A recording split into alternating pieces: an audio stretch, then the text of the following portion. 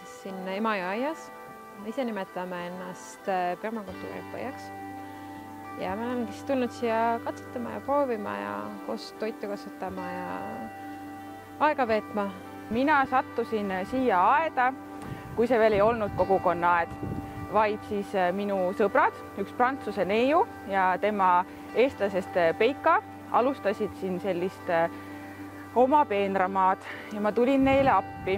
See hakkas vaikselt niimoodi kasvama, et teised tuttavad sõbrad tulid ka siia juurde. Ja see kogukonnaaed just tõmbas kokku selliseid loodusest huvitatuid inimesi, kellel ei olnud siis oma päris kohta, kodu. Ja me oleme siis siin olnud nüüd sellisel kujul 2 aastat. Liikmeskonda on vahetunud, me siis võtsime siis üle. Ja siis me oleme siia niimoodi otsast alustanud peenarde rajamisi, istutamisi.